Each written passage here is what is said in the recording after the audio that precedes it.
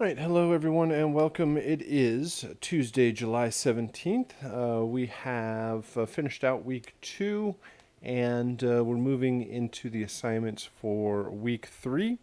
Um, in week 3, we focus more on the technology, how things are set up, how we actually get your music working in the game.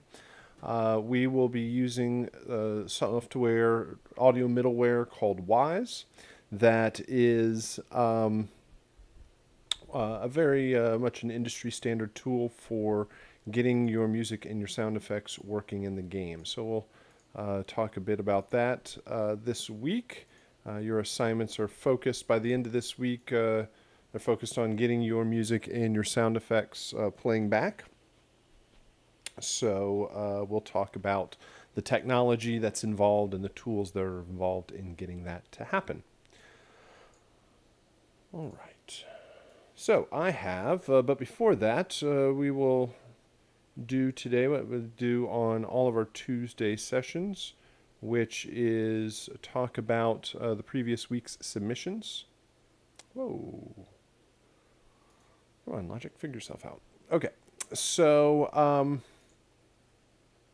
we have 4 submissions here, and we will kind of do an overview and talk about what we expect to hear from the compositions, how things are set up, what we are listening for, and just go through them one at a time, talking about like listening to them and discussing what we hear and seeing how these work. Are these people who submitted by last Thursday? No. Everybody submit the peer review assignment closes on Sunday. So, but yes, these are people that submitted last week. Oh, whoops. Did I miss the last one? Oh, yeah, I need to put one more marker up here. You can see whose is whose up here. Let me add, well, I got yours in here. Since you mentioned you wanted to add yours in there, so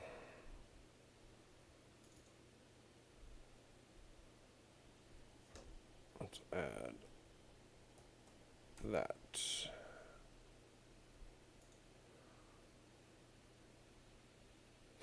So, all right, so what we are looking at is we have all 4 of your main cues. Notice that this time everything is vertically everything is vertically stacked, and instead of each student have an individual track. So this is a vertical composition versus the horizontal composition. Here, Dante, when do we add this? Yeah, it's the optional peer review assignment. Do you want me to add yours to the pile? I can just add it on to the end, and we can do that. All right, remind me when we get to the end, and I'll just go get it and add it in there. So we have ambient track. Oh, and as you can see, we have the markers up here for each individual submission. We have the ambient one, the buzzer action, the mech action, spider action, and then the 3 stingers are down here. Looks like everybody has it formatted correctly where it starts at the same time and ends at the same time. Everything's going to loop together. And it looks like we have a pretty consistent mix. There's a couple of them, like this one looks like it's either extremely low or not bounced. Hello, highlight. Click and highlight. Well, whatever. This one. These right here, these 4, look quite loud, and so they look like they will overload the master. Oh my goodness, Logic.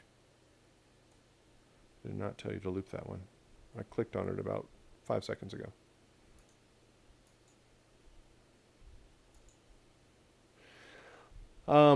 So the four of these, when they are all playing back together, they seem like they might have a chance to overload. Um, let's see. Yeah, I'm a little bit concerned why it looks like that. It's bounced and made sure it played back. So yeah, we'll listen to it. More than likely, however, it will get lost in the mix against whatever else is playing. There it goes. So when all four of these play back together, it might overload the master. So we will pay attention to that. And we just want a consistent mix and make sure that the sum of all four of these do not overload. I did get an overload issue that did start to pop up. Oh, like it was overloading the master. Then we have our three stingers down here. Let's see if I can zoom in here.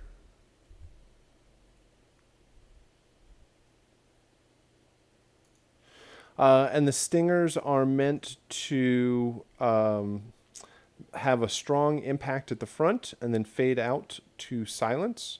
These might be a little bit low. We'll have to listen to them compared to the rest of the music. But we want to make sure that the stingers are able to be heard against whatever's going on in the action cue. So these are quite loud, but these are also. This one looks like it. Oops. Well, there it goes. Looks like it gets chopped off by the end of the file. So, oh no, it's going back the other way. Okay, one scroll, two scrolls. Don't go too far. Okay. So we want to make sure that this one doesn't get cut off.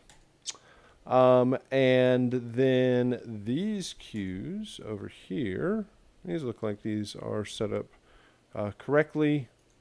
And we got our three stingers here, so we'll take a listen to those. And the last one here, yep. So everybody, all the stingers look like they're the correct shape, where they hit pretty hard and then fade out to silence rather quickly. So there's just the formatting of the files that they loop, that they're going to all start at the same time, end at the same time, and play back together. One of the biggest things that can cause an issue is clashing notes or clashing rhythms, making sure that everything is in the same key and follows a similar chord progression, making sure that all four of these have the opportunity to loop if they are played back in all sorts of different combinations. You don't want any one particular cue to either overload the mix, become so much louder than the rest of them that it takes over, or that it's just buried completely by the other tracks. And looking at the waveforms, there's nothing that looks crazy different than the others. So we will take a listen to that. Then on the composition side, we are looking for a strong difference between ambient and action. So however loud or strong your ambient cue is, your action cues just need to be bigger and louder and stronger than that. So typically the percussion comes in with the action cues. You might have a little bit of light percussion, something that's establishing a pulse, foreshadowing what's coming up in the rhythm of the action cues. But when the action cues hit, they need to be big and loud and strong, and it kind of makes sure that it feels like a kind of robots chasing you around and trying to cause your demise. So each one of these action cues needs to have percussion and then a thematic instrument that represents that robot, at least. So there should be a couple layers in there to add to the overall mix, but there should be some key instruments that really represent whatever robot is around. So we have to avoid clashing notes. We have to make sure everything fits together rhythmically, harmonically. We have to have thematic instrumentation. We have to have a strong increase in intensity when we get to the action cues. That's mainly what we are listening for. So I'm going to play the part of the computer, mixing up and down these levels as we go, assuming that the faders will move. Yes. We'll start with the ambient cue, and then I will raise the action cues one at a time. So let's start out with our first one. Actually, here in the chat. For some reason, the zip file isn't playing the mech bounce track, but the bounce that's saved on my computer works. But for some reason, it doesn't play back in the zip. Okay, so just take that one correct file and re-upload that file to FSO. We won't be able to get it here, but when I listen to everything, that will work. And then, yeah, we want to just make sure that's the one that's ultimately used. Ambient cue, here we go. Oops.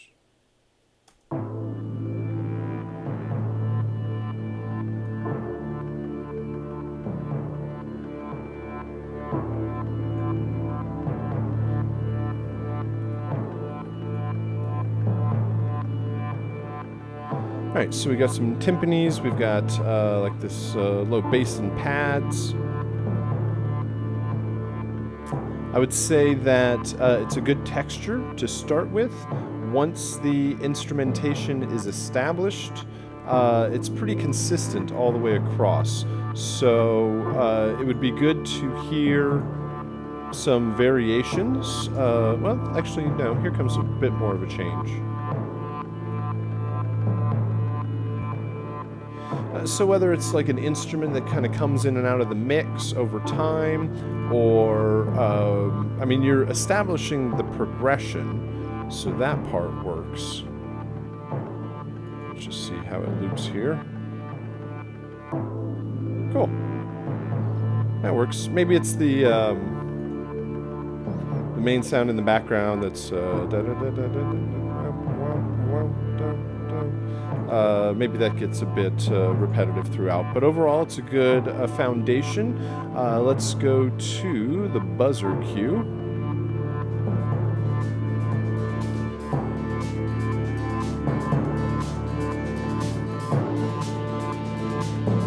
Okay.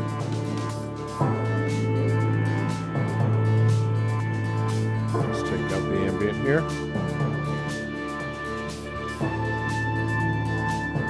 All right, it feels like some of the ambient is bounced into the buzzer. Is the ambient cue bounced into the other cues? Because the game is going to do that for you. And when both of these are at unity, it kind of doubles up the amount of ambience because it's playing in the ambient cue and in the buzzer cue. So you're going to want to make sure that each cue only has instrumentation that's unique to that cue. And then I would bring up what's happening in the buzzer, like the unique instrumentation in the buzzer a bit more. Like the lead line definitely helps. But it feels like the same percussion that's established in the ambient cue. So, yeah. So establish a new rhythm there. That will help bring more kind of a unique feel to those cues. But I do like the brass, that works. Let's bring in the spider cue.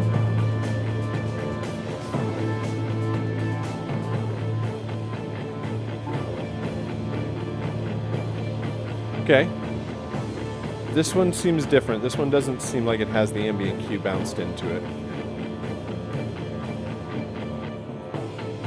But some elements feel reserved, like the drums could be stronger and more powerful. They're very insistent, like they're sitting there on the 8th note, but they could have a bit more of dynamics and power to them. But it's a cool kind of mixture of instruments. Also move away from just repeating between those two notes, and just kind of move it in other places. Maybe go back and forth between staccato and some sustained lines. Let's see. Let's bring in this buzzer. Does it do anything? No. Okay. So we'll have to check that out. So let's bring up the ambient cue. All three of those and have them all play back. It sounds like everything is playing back together properly.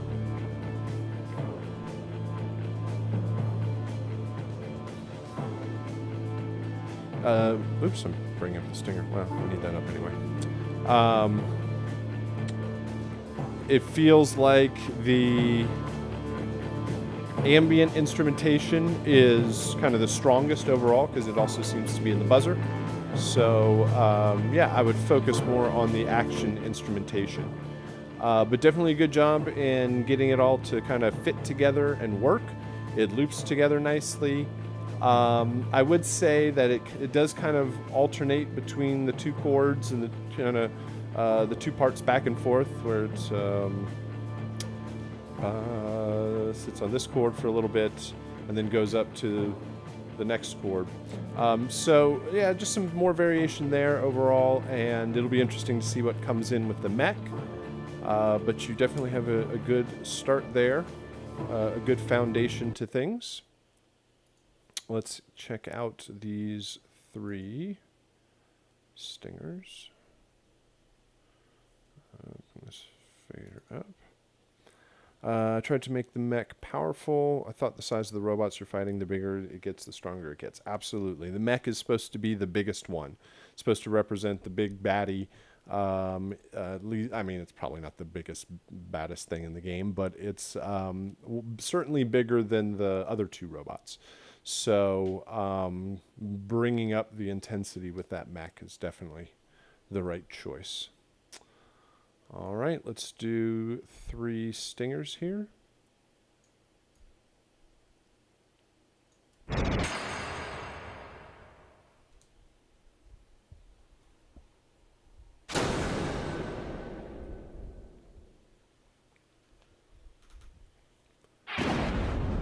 Cool. Definitely like those. Where did those come from? Those are cool sounds, especially like this third one here. I would say that these mostly sound like they are in a higher register, like they are more like they're crashes and impacts. It would definitely be nice to put like a low end thump or kick or bass drop, where these occupy the high range. That provides the impact or thump overall. And it could just be a strong kick drum. It could be some bass sine wave or bass drop or synth note or something like that. But definitely to have that sort of power in the bottom end. All right, good stuff.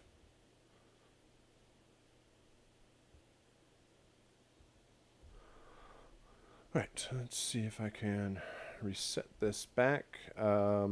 Yeah, so here we're just going to take a look at the meters here as we are listening, because individually these are probably all good, but when they get mixed back together, and that is typically from well, it can be remedied by routing all of your individual tracks to masters, group masters. Take all of your ambient tracks, send them to an ambient group master, all your buzzer tracks to a buzzer group master, like send them all the tracks across bus 1, then all the other tracks across bus 2. And then you can apply any sort of processing on those masters. And as long as the you might even provide, put the effects in a bus for those, but as long as those sit at unity and you bounce through those faders, it should work pretty well. Bring down this fader, and we will listen to the ambient cue.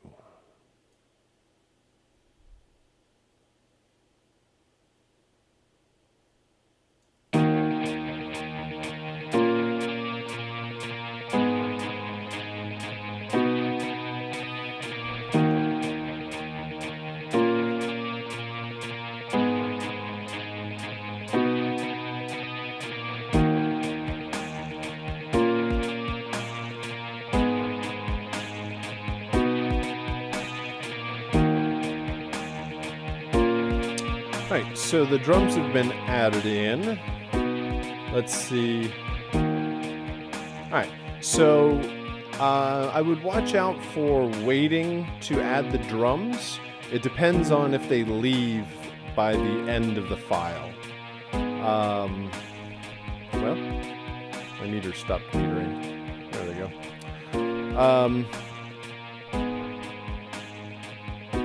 So if the drums are there and they stay all the way to the end, it's going to loop, and then they're going to stay, they're going to just be gone for 4 bars, and then they'll come back in.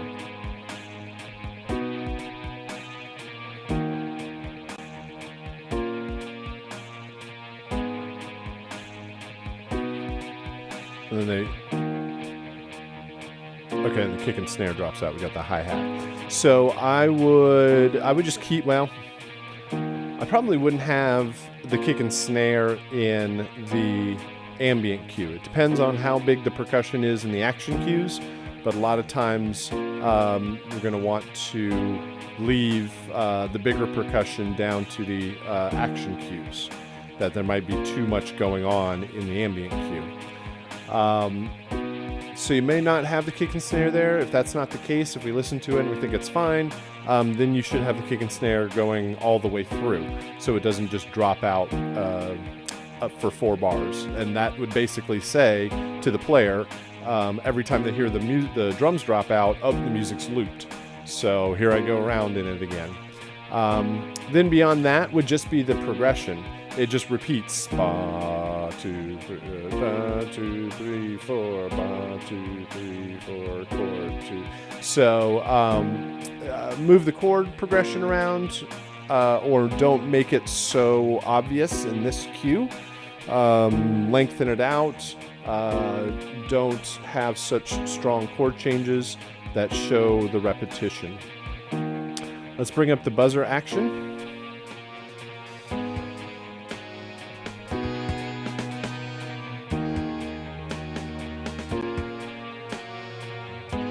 All right, I still hear a lot of the main drums and chord progression in the ambient. If I bring this down a bit... Oh, that's probably... Is that... No, okay, the chords are not there.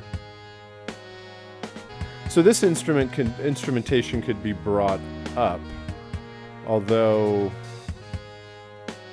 certain elements are quite loud. I think the drums are probably peaking, and that's what's getting up and filling up the meter, but the average levels of the rest of the instrumentation could be brought up to match what's going on in this ambient cue.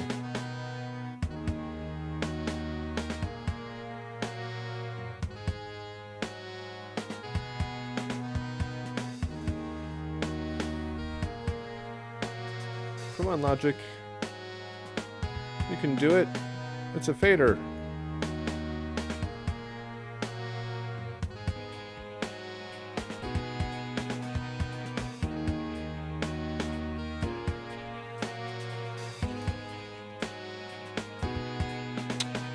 All right, so let's try the spider cue now.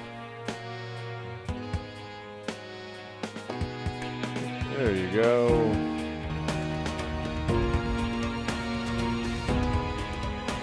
All right, so we got some added percussion in here. Man, I still hear a lot of that piano in the ambient cue.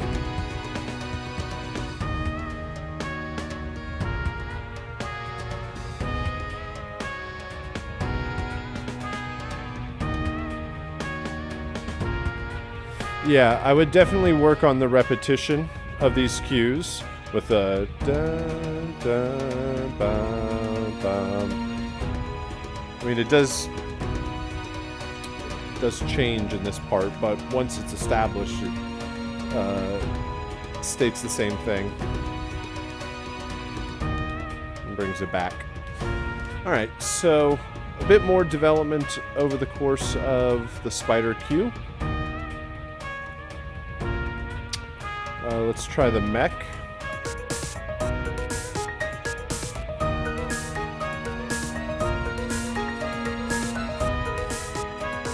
Yeah, that's gonna also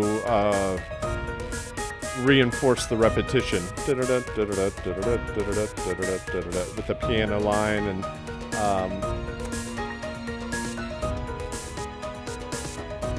so those are the main things that I hear in the music. Everything is formatted and looping correctly. There's unique instrumentation for each cue. It all fits together nicely. There's a couple of notes that feel came in the mech cue that felt a little off. I think it was in that piano part. But I do hear the ambient quite a bit. It does stick out even against the other cues, which also adds to the repetition feeling of it. So I would work on taking the instrument layers and moving the progression forward throughout the mix. Let's bring all of these levels in together, and I'm going to see, probably don't have to pull this up too far to start clipping.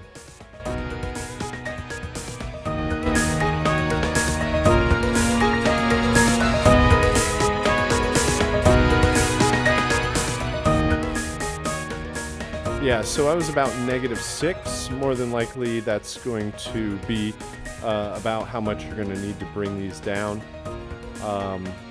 or basically bring these down enough to bring back the master 6 dB. So watch out as you're bouncing the individual levels. Don't have an overall limiter or compressor on your master, at least not just a single one, because while it may sound just fine when they're all 4 mixed together, as you only bounce out one at a time, it limits each one individually, making them much louder.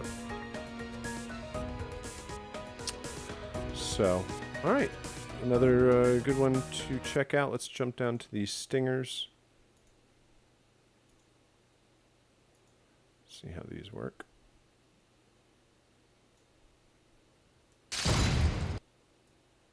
Oh, yeah, gets cut off.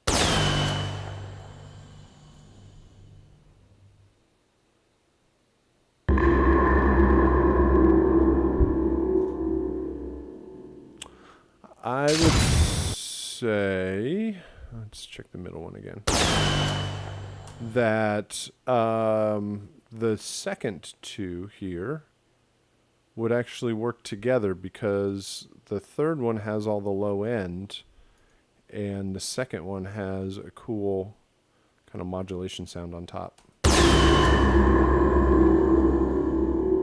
So that's typically what I mean when I mention having multiple layers to the stingers. Having a strong thump hit low end provides a lot of power, and then something to cut through in the high end. So heading in the right direction. I'd say this one works, the third one works better than the first two, although this one might be a little too low in frequency. Cool. Very good. Let's try it again here.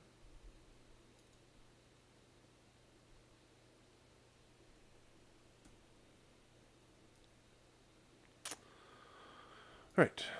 Let's bring everything down.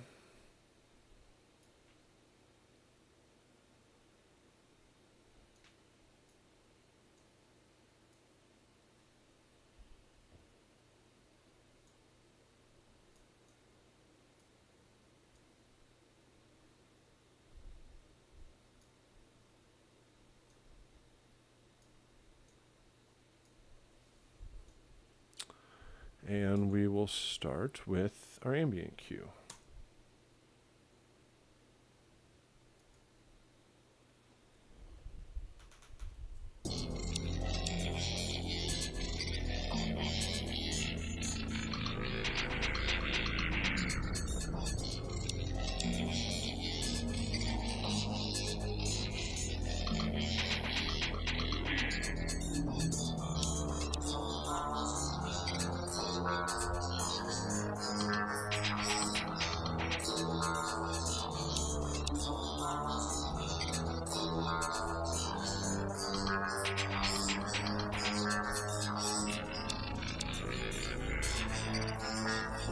All right, so we have a good texture here.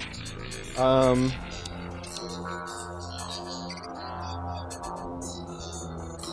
guess I can hear it, like the baseline and the progression that it's establishing.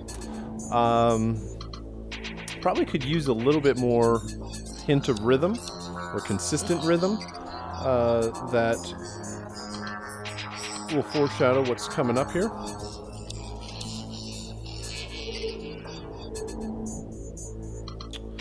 Let's bring in the buzzer cue.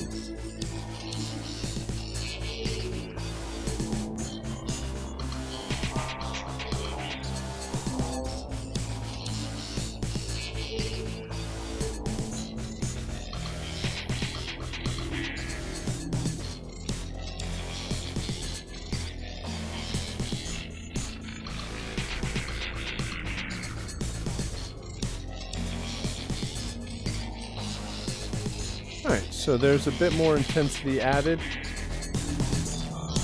You can hear the percussion in there. Let's take out the ambient cue.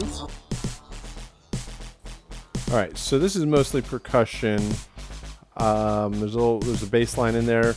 Would definitely need something in a higher register to kind of stick out and help you discern it from the ambient cue.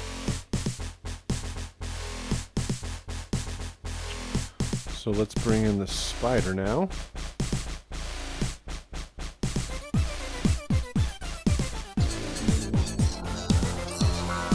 Take out the buzzer cue. Again, I'd probably bring up the level of all three of these action cues. That's a cool synth line. It definitely cuts through and lets you know which robot that is.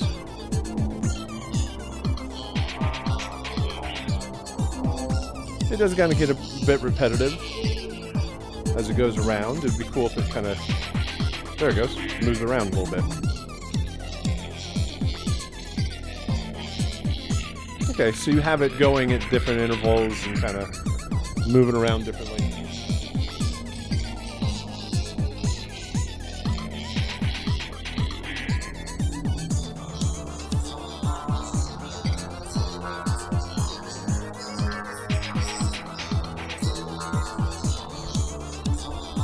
All right, let's try the next one here.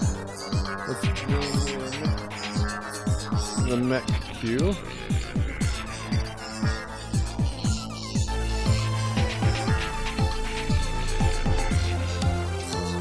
All right. So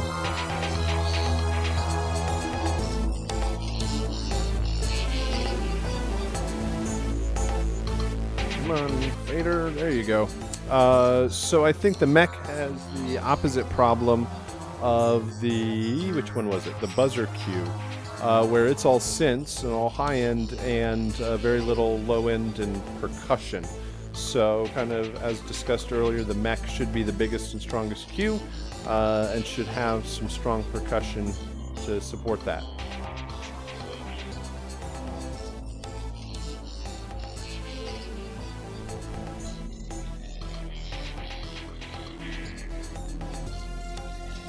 Let's bring everything in together.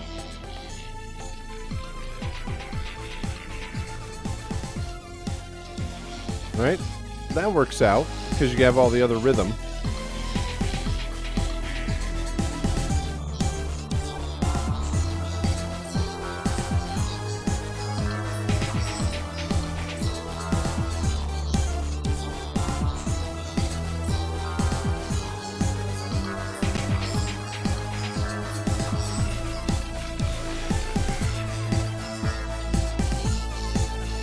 And it looks like an overall good level.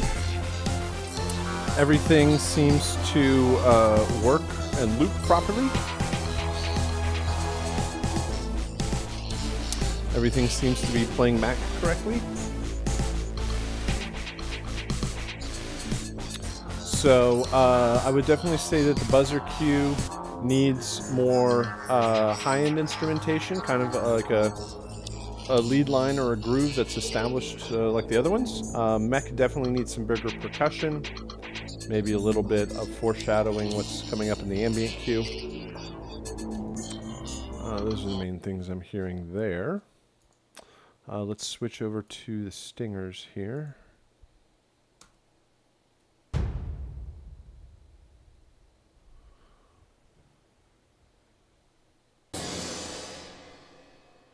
All right. Needs a little bit more detail. Needs some more stuff going on. Like that one's going to be too low in frequency. That one will probably also be too low. You need, that's the low end thump, but you need something in a higher register. That will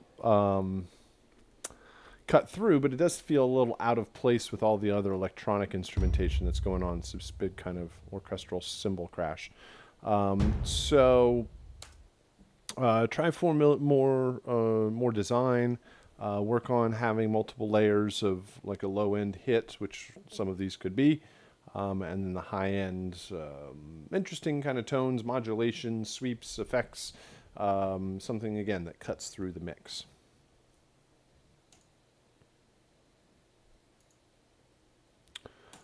All right, very good. And next one here.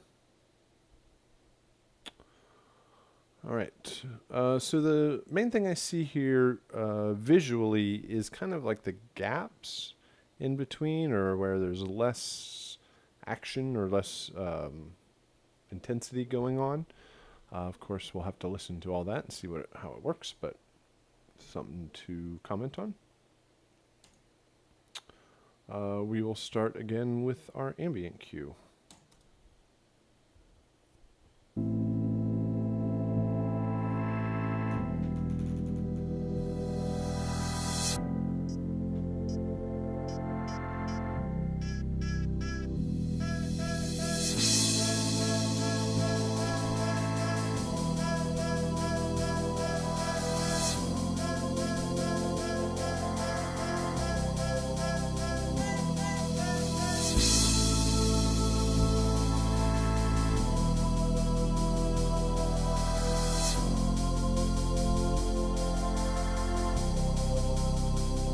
All right, I like the sweep.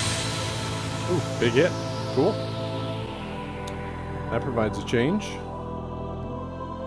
So I can see that everything looks like it kind of breaks down a bit in that section. Comes back in, I'm going to guess. All right, so good foundation, good progression. Let's bring in the buzzer cue.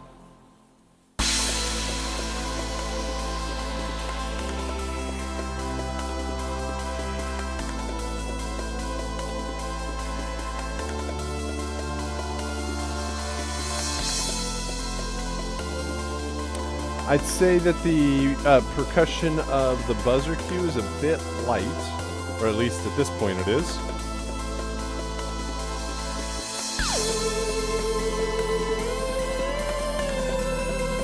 All right, we got some good lines that are working together.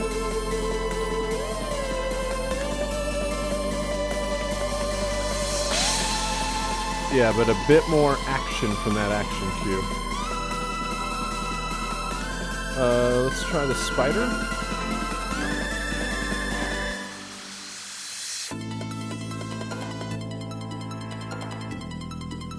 Yeah, percussion. What you're doing melodically and harmonically works.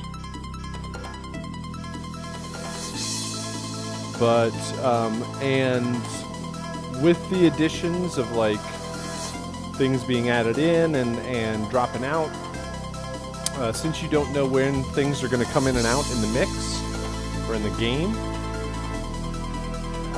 that might cause an issue overall. So let's see what happens here. Like these little dropouts.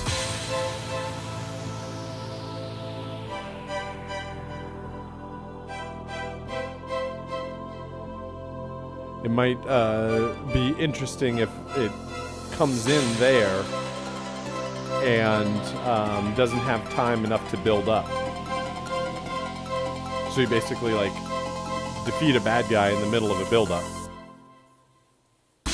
or it drops during one of the dropouts. So just something to consider overall in the progression of the music. Let's jump back over here and let's bring in that mech here. All right, that definitely works. That's got all the percussion in it. Certainly has the strength to it.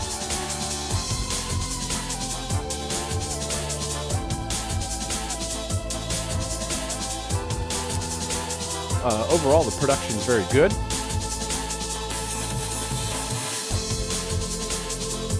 There's good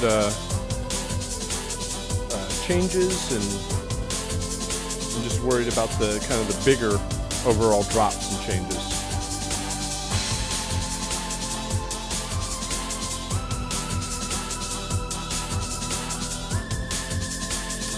Like here.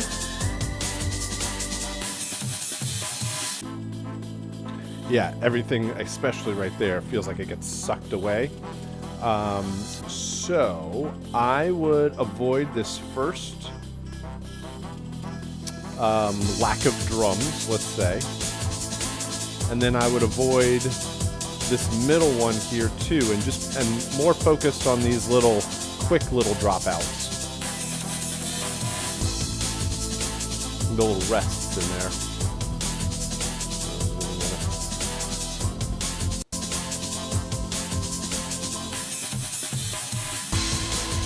That kind of stuff. Let's bring it all in together.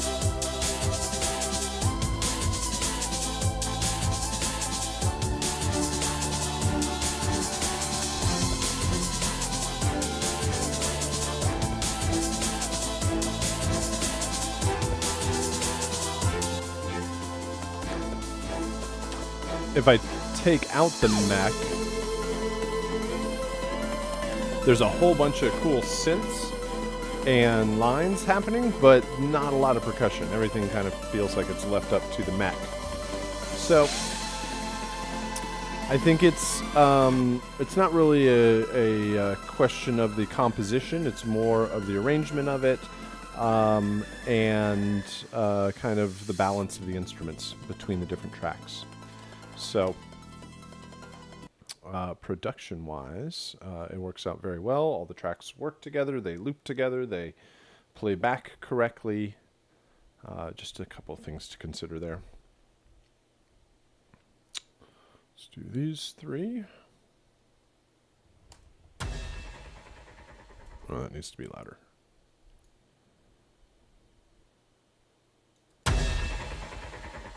Yeah. Well, that works.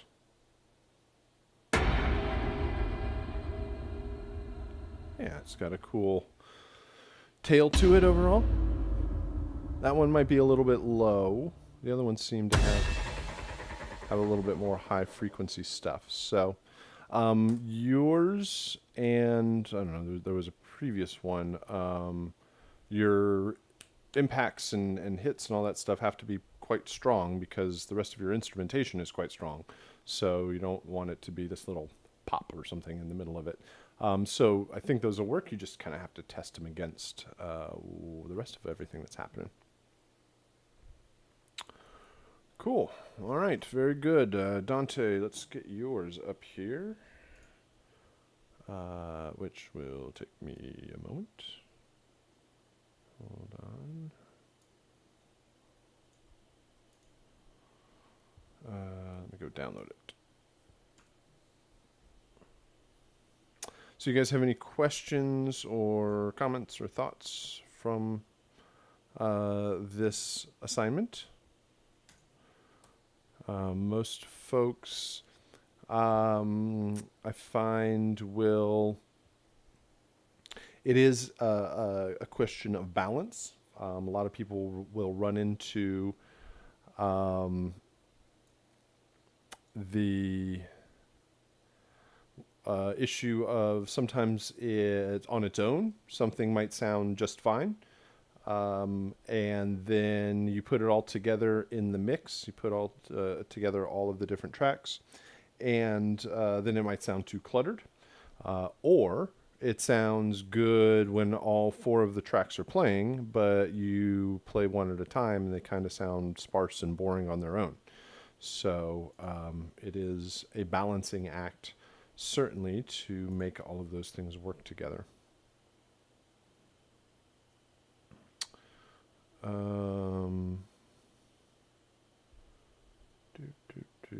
Let me bring yours in here and I'll answer your questions. Composition. Dante, here we go.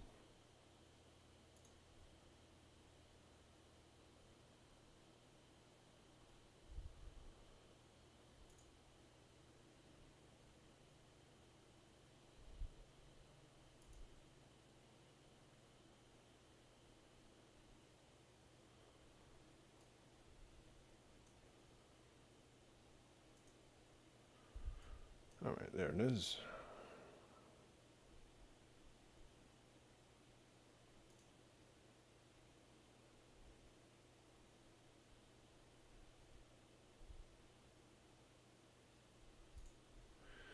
Cool. I think we should have it in Logic now.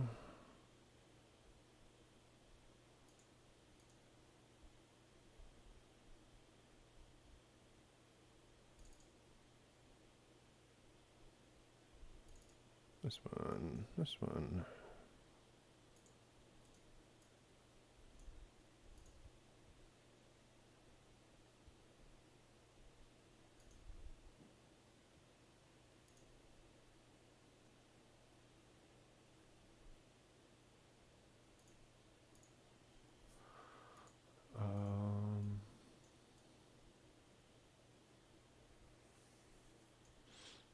Bring these in. Use existing tracks.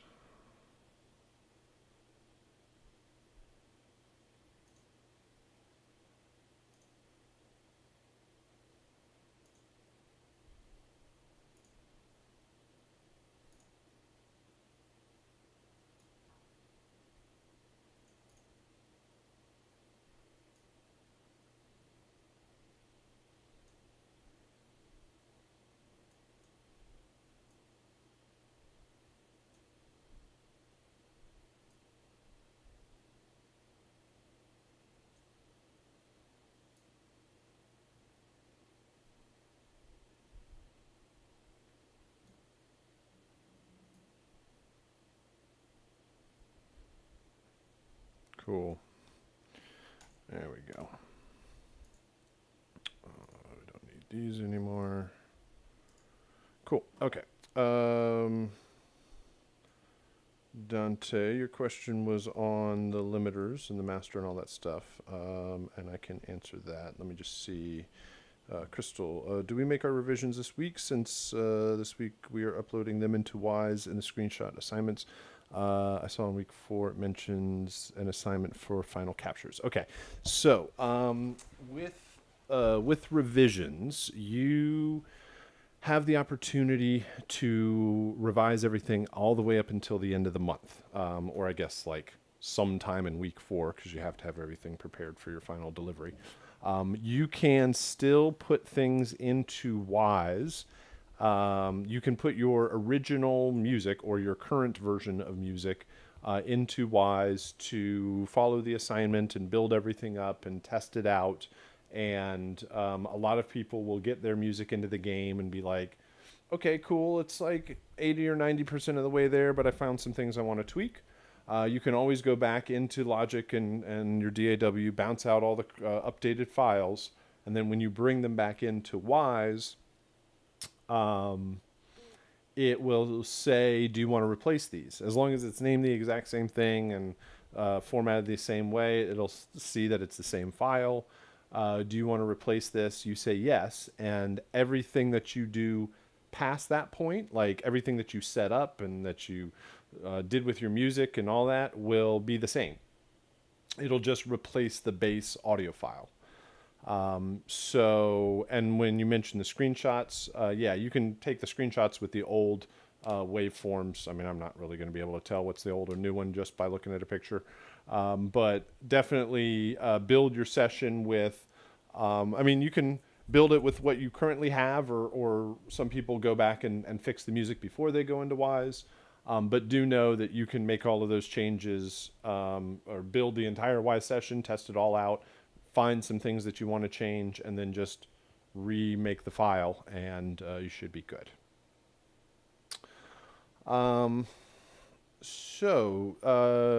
Dante, your question is about routing and making sure that all of these tracks work together. And do I want to do that? I was just thinking if I want to have a session or if I just want to kind of show you in here. I think I'll show you in here. So in your mixer, I think I can do it from here. I would just create a couple of new tracks, and you can, what do we do? We can do what do we have, 4 of these? And you name them ambient, master. Oh goodness, don't name all of them that. I'm sorry, I had them all selected. Don't punish me. Ambient master, buzzer, master.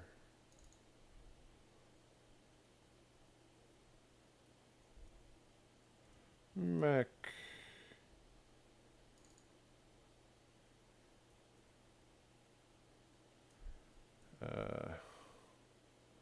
Fighter.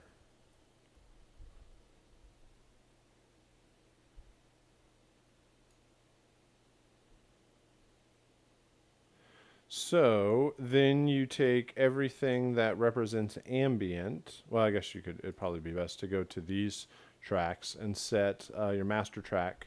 Set this input of this track to be bus.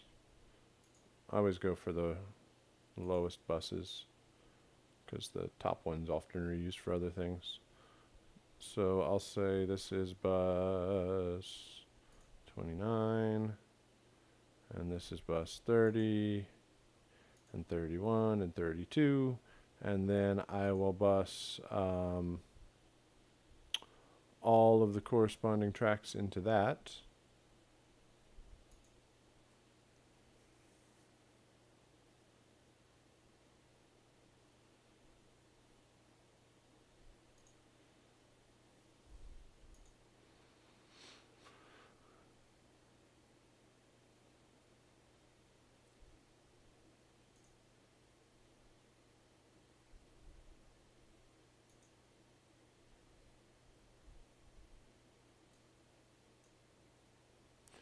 Are you being stubborn, track? Why won't you change? I already told you. Be bus 30.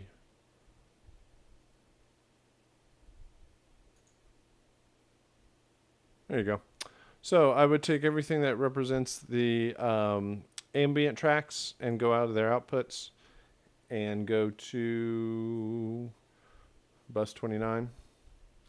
And then once you do all of that, then you can apply all of the processing on these group masters, and these faders should stay at unity. Then you keep your master at unity, or your stereo output at unity.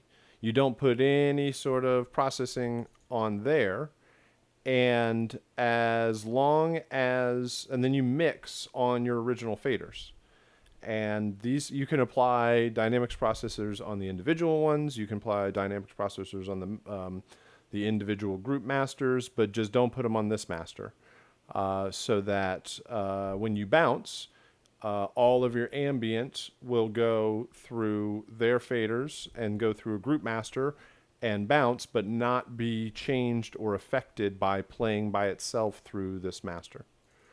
So that is why it works. If you put if you didn't use these group masters and you just put it on like a limiter on the master bus, then it would maximize it or limit it each time. Here in the chat, I think my thing is making sure the overall level is what it needs to be. Yeah, you always want to keep an eye on this master fader to make sure that it doesn't clip. And you can, as you're making the music, you just keep an eye on the individual fader.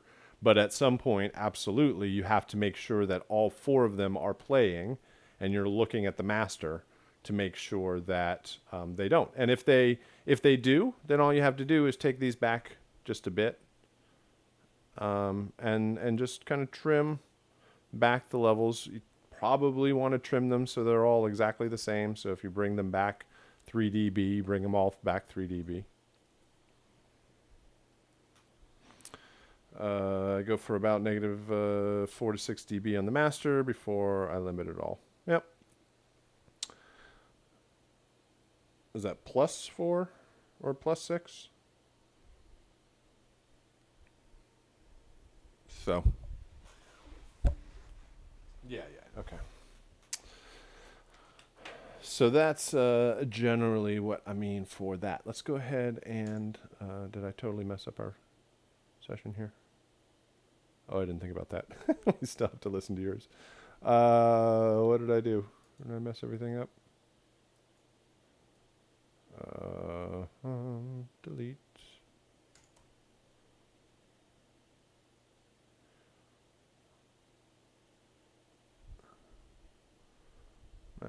Master. All of you can go away.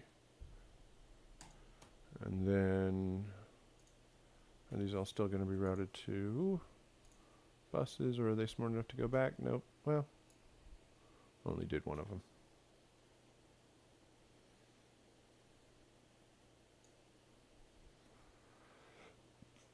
Oh, no. What did I do?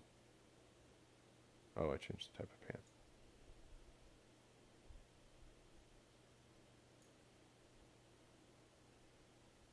Output. There we go. Cool. I think that's...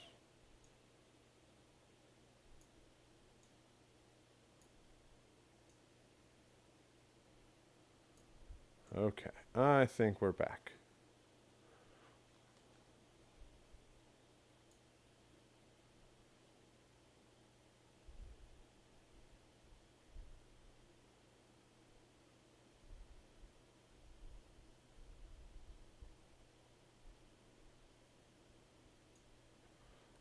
Goodness. Okay. I think we are good to listen to an ambient cue.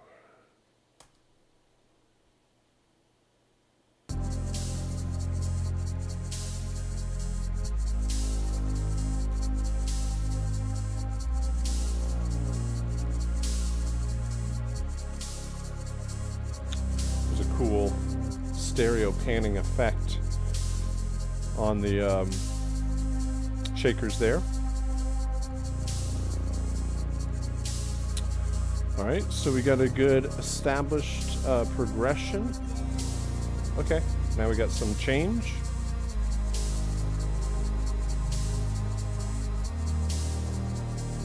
Let's try the buzzer cue.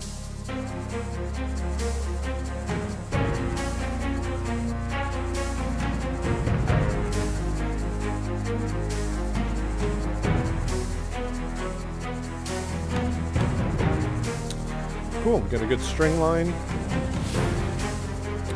bigger percussion.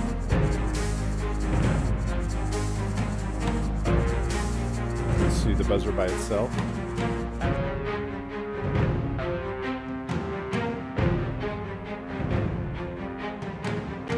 Cool, I like the percussion.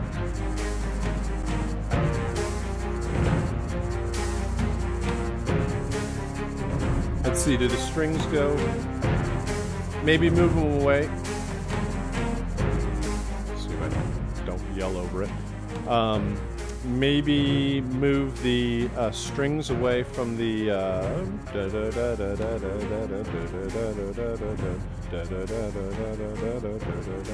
just that phrasing or the pattern or the notes overall, just to create more variation. Let's do spider.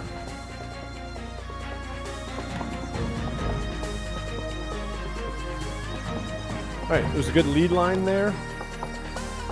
I think maybe the percussion's a bit small. Although I like that it's faster moving. It's just like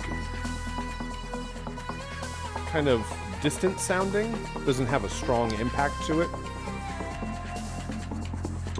All right, everything's fitting well together.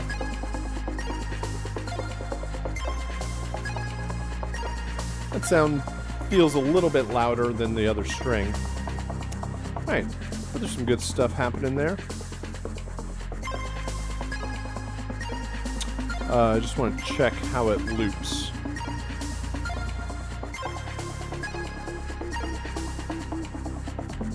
Cool, loops well. All right, here's the oh, we did that. We did that one. Let's do the mech. There we go.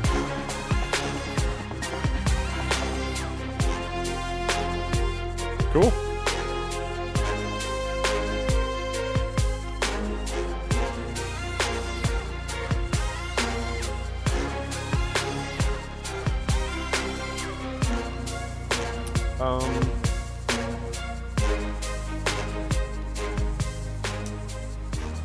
I'm wondering, I like what's going on the mech. I'm wondering if you put too much stuff in the mech, like leave some of the good stuff for the other cues also.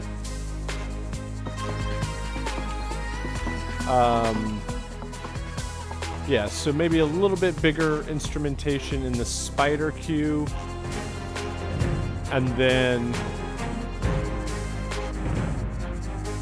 yeah, some of this string line from the mech, some of the melodic ideas.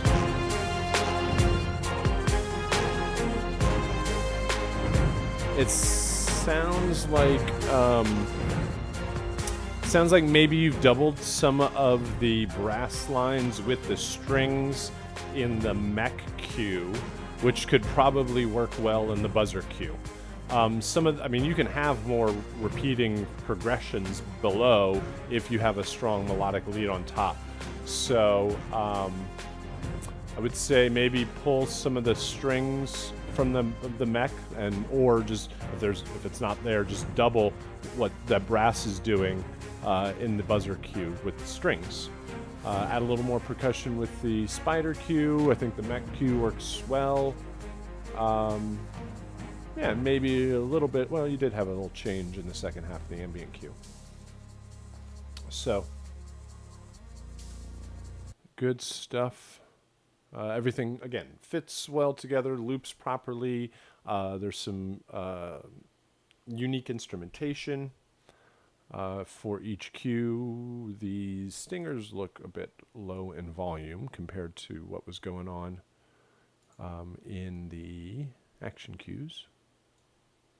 There we go.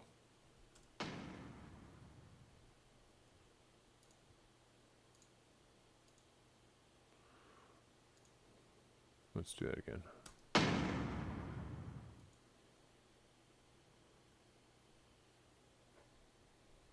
Come on. That works. Okay. The first and the third one don't have as much going on as the second one here.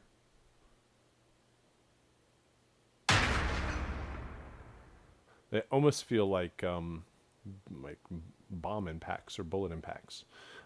So I might say a little bit more thump, a little bit more low end. That one feels just the strongest out of the three of them. Which one is that? Oops. That is the mech one. So yeah, that makes sense. So maybe a little bit more impact from those. But yeah, all the pieces fit well together. Looks like we had you guys hit like the main fundamental aspect of having the four queues playing together.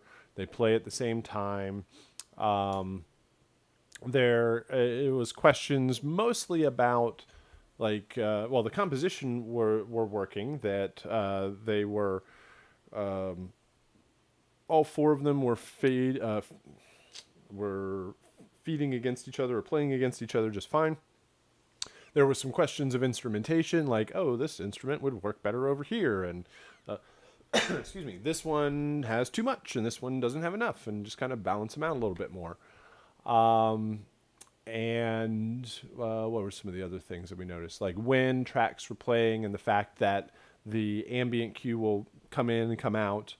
That is one thing, and I might have pointed this out last time, that we do kind of go through this in this format with a fine-tooth comb, where these action cues won't be playing for a very long period of time. They could, in theory, in the game, but mostly they're going to be pretty well on, and then they'll take some time to fade off.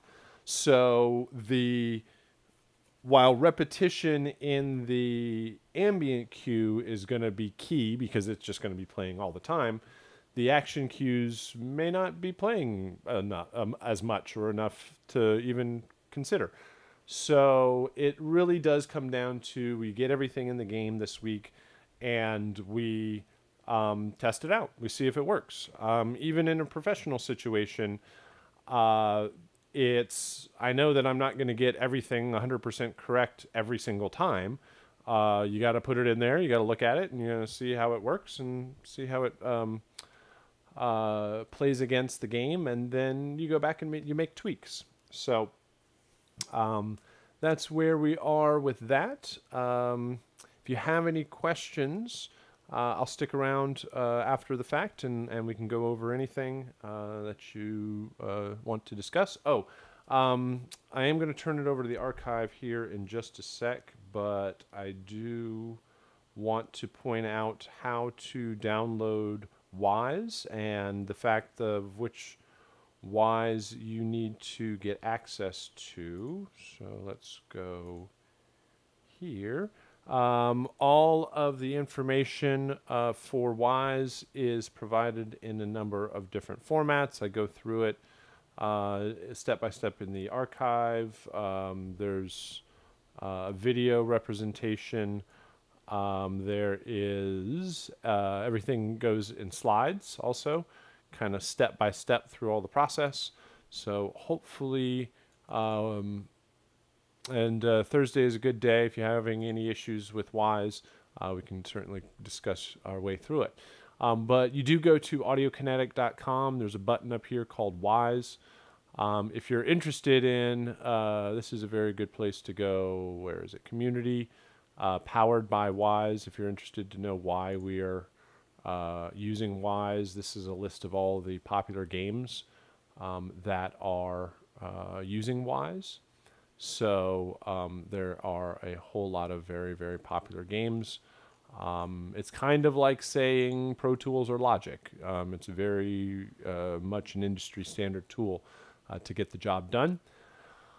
All of our games are built using this tool. So you go to Download Wise, and it will ask you to log in, or it'll ask you to just click and download the Wise launcher.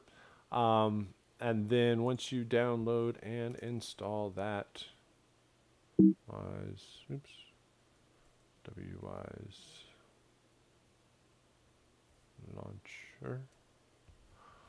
Once you install that, then you will be able to access the correct version of the software.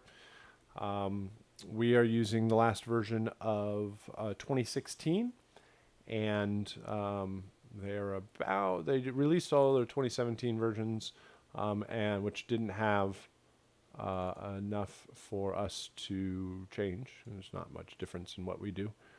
Hello. Oh, I guess I have to log in. Hold on.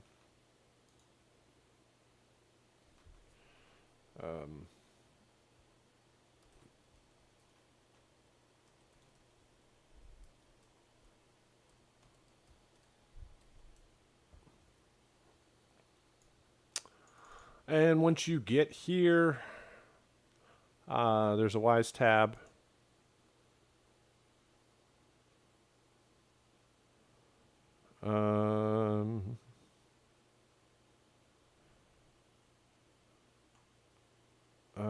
Here in the chat, I have a question about loop issues in the game situation. When you have that beginning awkward thing, if you listen to the beginning, it's in the loop of the pad. So yeah, we were chatting in email about sometimes using the another version for that first one. Actually, before I answer your question, let me go through and finish this out. So down here, there's a 2016 version, 2016.2.6.153, and you will download and install that one. It asks you if you want to install like all this extra stuff. You can uncheck everything. You just need the base piece of software, and then you launch it, and then that's basically where the instructions pick up. So I did want to point that out of how to get access to the software that we're using this week. Okay, so here in the chat, we're talking about looping files. And Dante mentioned that he had an issue when, of a pad. Well, I guess he said we can hear it here. When the pad loops and restarts, it's probably like missing its attack, or you hear the previous chord like kind of fading in over the fact. You can hear the previous chord. That's what it is. So let's see here. So I go to the loop here.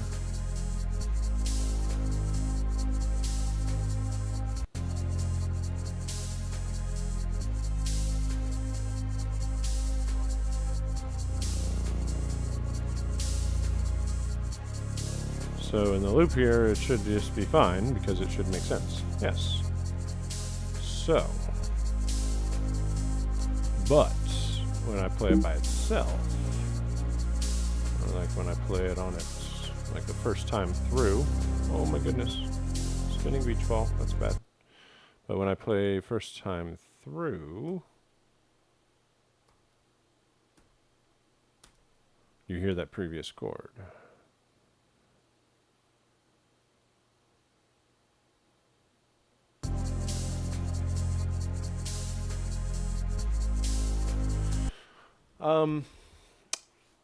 A couple of things would be that it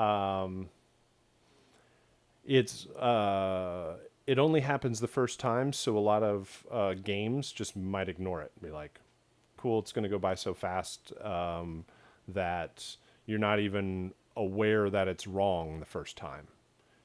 You know it's wrong because it's your composition. But so that's like the most basic, like whatever, ignore it. So there's that answer. The other answer is in Wise, you can have it like fade in. So maybe the first time you just have it slowly fade in, and then every time after it, it just loops. So there's that option. Then the most full and correct answer would be the first time it plays through, it plays with a strong beginning, a correct beginning, and that only plays once. And then each subsequent time it plays through, it will play that version. That's possible in Wise. It's not certainly directly stated in the instructions, and there's a couple of things that we have to do to make it work. But for our purpose, it might just be fine. Again, you get it in the game, you add a little fade at the beginning, it all goes, and it's kind of fading in, and it may not cause an issue. But that is definitely something you should be thinking of and considering while doing this. Like, oh, it doesn't sound right the first time. Sounds right every other time, but when it doesn't, when it's the first time, it doesn't make much sense because you've got this like phantom other chord from the end of the progression. So those would be my solutions. Excellent. Yeah, definitely a good observation. Both of those. Number one, like, what do I do with all of my, like, these limiters? I got all these tracks. I want to make sure they all fit inside. They don't overload. And the other one is, yeah, it doesn't sound right the first time it plays through. So, very cool. All right. I think we'll leave it there. If you have any other questions, go ahead and post them up. But I will transition over to the archive and get that posted up for you guys. And we'll meet again on Thursday. If you have any questions, you're working in Wise, things aren't making sense, or you want to show off how things are working, let me know. Other than that, thank you very much, and have a good day. Switch from the week 2 assignments into the new week 3 assignments. And I want to go over just a few of the aspects of how to set up your Wise session, how to use Wise, of course, and how to import your music and your sound effects and get them working in the game. There's a couple of things that will you want to make sure that you start from the very beginning to make sure that this is all going to work correctly for you. And the first one is to make sure that you have the proper version of Wise set up and installed. So for this month, we are using the Wise version 2016. And my version will load up here on this end in just a sec. Make sure you have the correct version of Wise installed. If not, you would go back to the Audio Kinetic webpage and install the correct version, which looks like this. Hold on just a sec. Come here. Come here, webpage.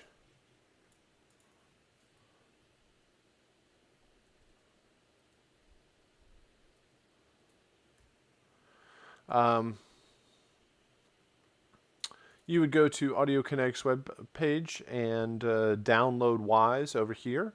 This is going to download the Wise launcher, which looks like this, the Wise launcher.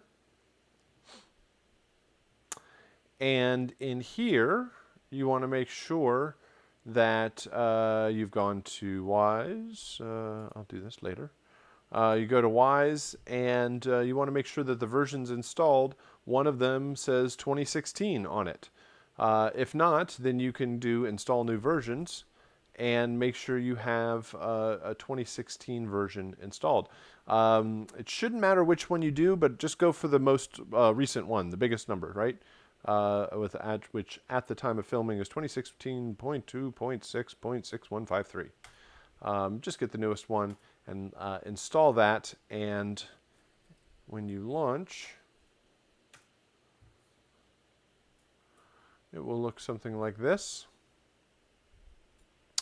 So, now, first and foremost, you need to have the correct version of Wise installed, and there's more detailed instructions on FSO to get that installed. The next thing would be to have a couple of files set up on your desktop to make this project work. So what we are going to do is we'll go to FSO here and show you all of the files that you have to download. So let me find that real quick. I am going to go. Let me get to the correct class first.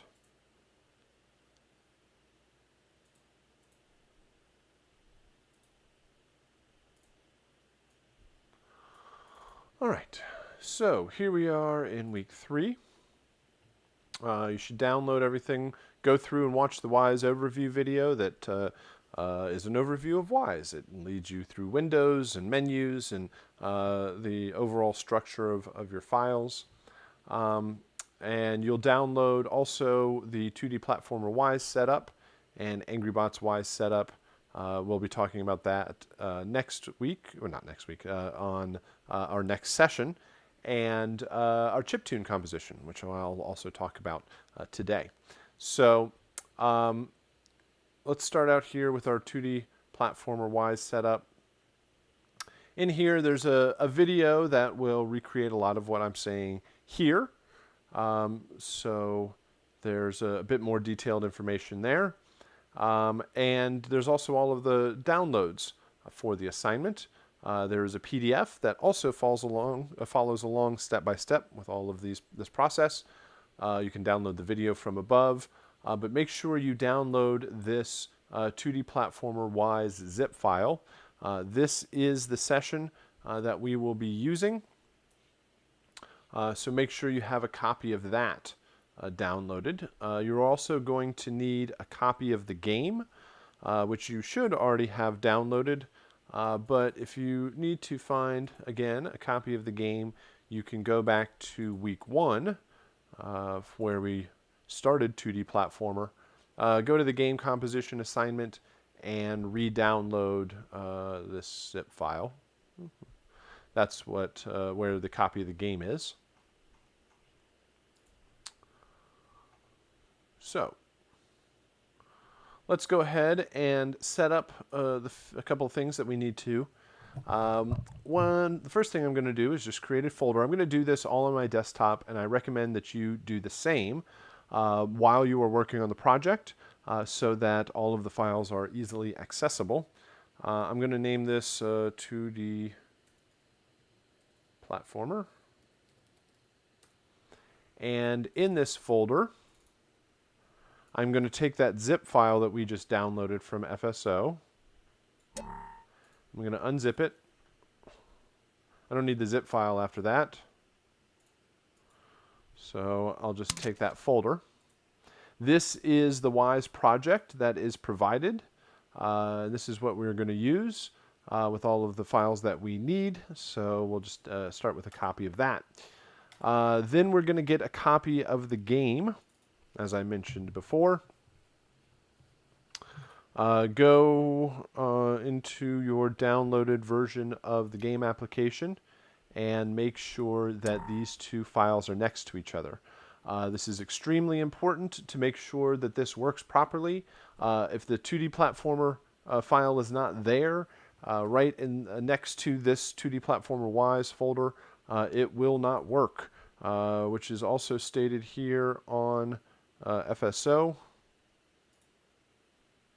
In the assignments, if these two files, warning, make sure you have these two files next to each other or things will not work, right? So make sure if you are having any sort of issues at the end of this process, make sure that you have everything set up correctly.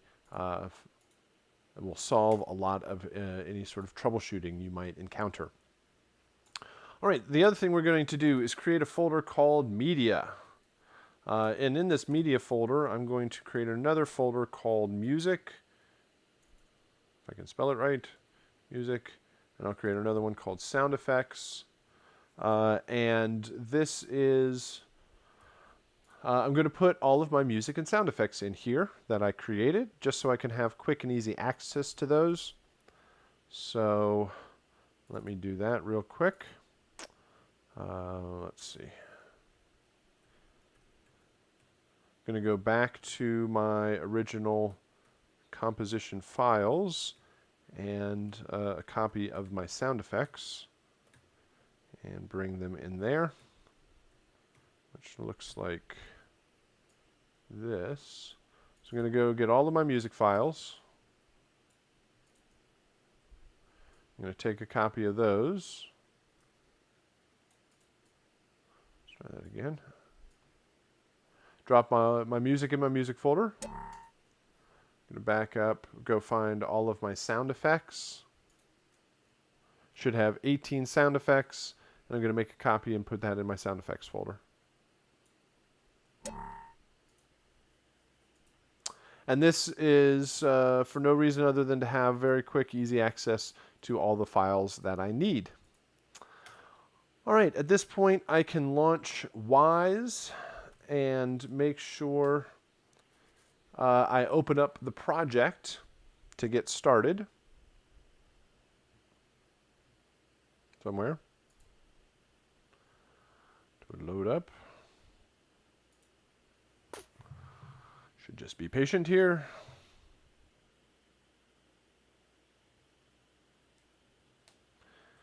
And we are going to navigate to the project that we need. You probably don't have this project right here. Your recent projects is probably blank.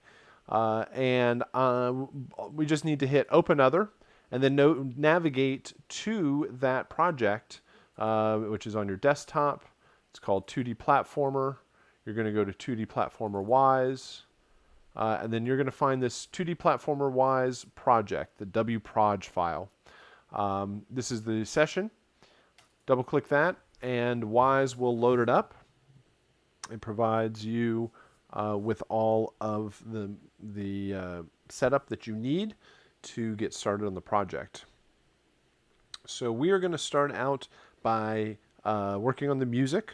We're going to get that set up, and then we are also going to set up the sound effects.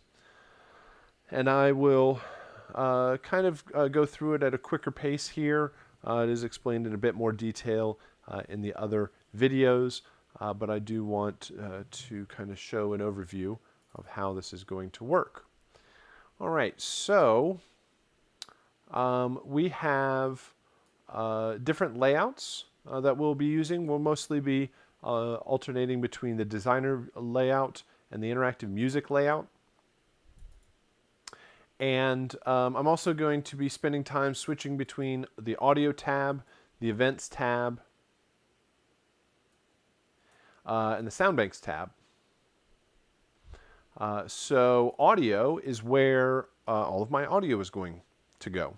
I'm going to import all of my WAV files here. I'm going to set them up and make them work appropriately for the game. Audio is added to events. And events are the messages that are sent from the game into Wise. The game has no idea about your music or your sound effects, has no idea about the audio.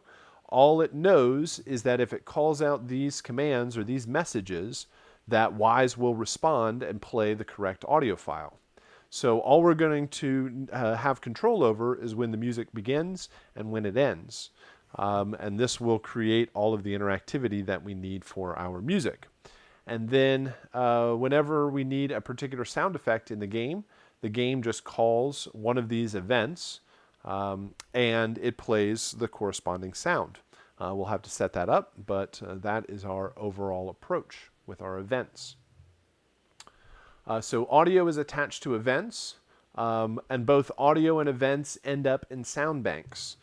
Sound banks are one of the final formats that is used by the game itself. When you are done with your session, you do not bounce a file like you do in a DAW. You create your entire composition and you bounce out the final version. Here in Wise, you are going to build the project. And when you build the project, it creates a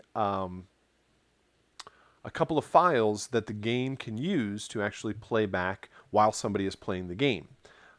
When you go to sell and distribute your game, you do not want to have a whole bunch of loose WAV files sitting on the game disk that everybody can steal and change and have access to copyrighted material. So instead, these sound banks will encrypt the files. It will take all of your WAV files, all of the data that you put into Wise, and encrypt it in something. It's not really a zip file, but it can kind of sort of be thought of as a zip file, where it's a file that contains a whole bunch of other files that is encrypted and compressed and also is set up to work on multiple different platforms. So Wise speaks the language of a Nintendo Switch or a PlayStation, a Sony PlayStation, or a Microsoft Xbox, or an iOS or an Android device. It speaks all of these different languages, and the sound bank converts all of the files and is the file that the game actually uses. So this is just a quick overview of the types of files we'll be interacting with. So I'm going to start out by creating the music system, setting up the music to work properly in the game. We have two events, when the music begins and when the music ends. So already set up in the game, when the game starts, it calls out this command or this event called play music begin. So when the game starts, this is what we want to do with your music. You have 3 intro files. The game is going to randomly choose one of them. It's going to play that file. Then when it's done, it's going to transition into the main loops. Then there are 3 main loops. It is going to randomly choose a main loop file and play it all the way through until it's done. Then it plays the next main loop file. Randomly chooses another one, plays all the way through that, and then it'll randomly choose another one, and keep doing that forever until the game is over. When the game is over, when you when you lose all of your health. The game is over when the character falls off the level, kind of falls into the sludge down below. When the game is over, musically, we want any music that was playing, we want that to stop. And then when it does, then we're going to play one of the 3 ending cues. Randomly choose an ending and play it. And then it will play it once, it'll stop, and then the whole game will start all over again. So that's a general setup of our music. We start out in the audio tab here, and we are going to drag our music to drag our music to this default work unit in the interactive music hierarchy. We have a master mixer hierarchy, we have an actor mixer hierarchy, we have an interactive music hierarchy. I think these are long, drawn-out ways of saying something pretty simple. The master mixer hierarchy is all of our buses. This is our master output bus. If we had a dialogue bus, a music bus, a sound effects bus, if we had different groups of sounds or instruments or music together, this will contain all of our buses to organize it. Actor mixer is all of the sound effects. When we set up all of our sound effects, we're going to drag the WAV files here. And we are going to set them up appropriately. The interactive music hierarchy is for the music. So basically we have buses, sound effects, and music. Each one of these has something called a default work unit. And we actually will not be using these default work units except for to basically organize our files. We are not, the basics of a default work unit allows multiple people to work on the same session at the same time or at different times. So you can, a default work unit is a unit of work. It's some files, it's some process that you want to do, and you are going to take that work, move it over to your computer, work in your session, and then bring it back into the main session. Since everybody is working on their own individual projects, we're really not using these to their full potential, and it's not necessary. But if you were working on a large team, it allows you to separate the work that's done by everybody and still bring it back together in a session that makes sense. All right, so we're going to start out with our music. I'm going to go back to the folder where we created and imported all the files that we needed, or kind of organized all the files we needed. I'm going to go to my music here, and I'm going to drag these into the interactive music hierarchy. And I am going to drop them right on the default work unit here. So I dragged all of these files down here right on top of this default work unit. And this audio file importer window pops up. Right now, the default is perfectly fine, and we can hit import at this point. There's a lot of settings that you could set up here if you had specific uses for the files, but the defaults will work just fine. We can hit import. It's going to import all of our files. We now see our music endings, our intros, and our loops in Wise. And we need to set up a way for these files to play back together. Right now, they're just individual, so we need to group them together in certain ways so that they play back correctly in the game. If you were going to load up a whole bunch of music for a party and you put it into iTunes or your favorite music player and you wanted to sequence them to play in a certain order, you would put them in a playlist. Playlist is a very common term for kind of sequencing music together, and we are going to do the same thing here. We are going to put our intros and our main loops together in a playlist so that when the game starts, it's going to play back these files correctly. I can highlight all of these files, and then I can put them together in a playlist.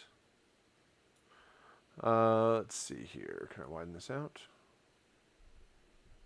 Show me all the buttons. Let's see. There we go. Sorry. Before I highlight all of these, I'm going to click on the default work unit up here, and this button right here in the middle says Create New Playlist, Music Playlist Container. This is the icon that we're going to use to create that container. Everything in Wise is a container. Well, not everything, but containers contain other files. That's mainly the approach that they're going for with that terminology. But if we want to now highlight all of these intros and main loops, we can drag them into the playlist container. And we're going to rename this. I can either rename it over here. I can right-click and choose Rename. And I'm going to call this Music Playlist, no, Music, sorry, Begin _ Playlist. All right, so a playlist allows us to sequence our files together. We have these files set up. I'm going to create another playlist. I'm going to click back on my default work unit, and I'm going to click this icon for another playlist, and I'm going to call this Music End _ Playlist. I'm going to drag all of my endings here. And now, this kind of organizes them together, but it doesn't actually set up any sort of order or sequence for these playlists. And that is done in the interactive music layout. If I go to the Layouts menu, I choose Interactive Music, and it gives the windows change a little bit, and I need to go down here. This portion is called the Music Playlist Editor. So if I click on Playlists, I can see the appropriate order of all the files. So I'm going to start out up here, Music Begin Playlist. It's empty right now, so I'm going to drag in all of these intro files one at a time. Unfortunately, you cannot select and highlight multiple files at the same time and drag them in. Just click on each one of them, drag it into the playlist. If you accidentally click off of the playlist, you'll see these waveforms. If somehow you get lost in here, you see these waveforms, always click back on the playlist. We'll get you back to the playlist editor. This is one of the more tedious and difficult aspects of making this work, is just kind of navigating around. Make sure you always select back to the playlist, and you can have your 3 intros and your main loops playing here. All right. Now, this playlist says sequence continuous. That means it's going to play these in a sequence continuously. It's going to start at intro 1, and then it's going to play intro 2, then intro 3, then main loop 1, 2, and 3, which is not at all what we want to do. So let's start here.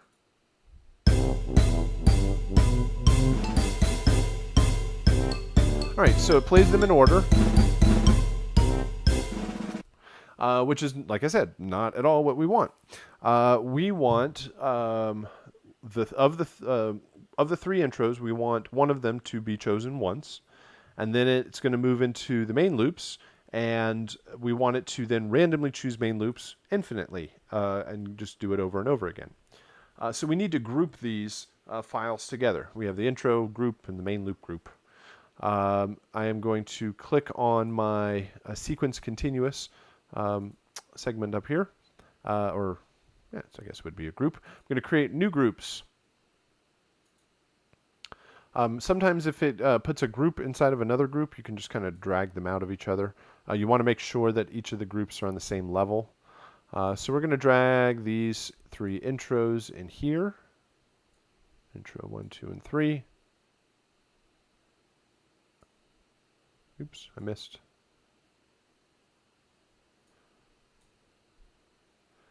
All right, there's intro 1, 2, and 3. Then we're going to go main loop 1, 2, and 3.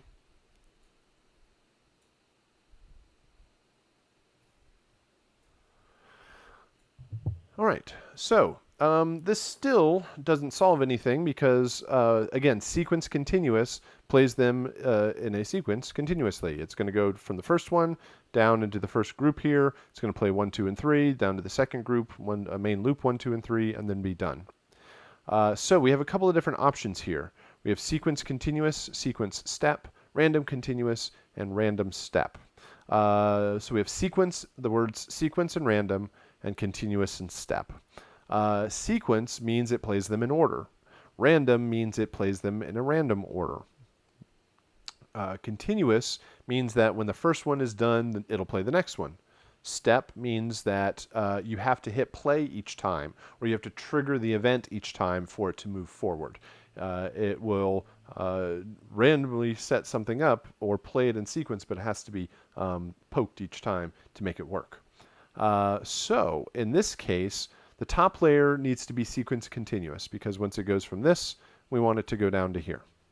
But when it goes into the intro group, we want it to randomly choose it, but we only want that to happen once. So we're going to choose that to random step. So it's going to randomly fire one of these off and play at one time, and then it's going to go down to the next one. This one we're also going to set to random step. So it's going to come down to this one, randomly choose one of them, and only play it one time, though, which is not what we want for the main loops because we want that to go on infinitely. So there's this other column over here called loop count. It says how many times do you want it to do that thing. And for the main loops, you want it to do it infinitely. If you hit the down arrow on this second main loop group, you can switch it to infinite, and it will play through this section. It will randomly choose one of them, fall out, but come back through this loop infinitely for as long as the game is being played. So let's try this out. If I click this main music begin playlist and hit play, it's going to randomly choose an intro, but only do that once, and then jump down into the main loops and hopefully do this infinitely.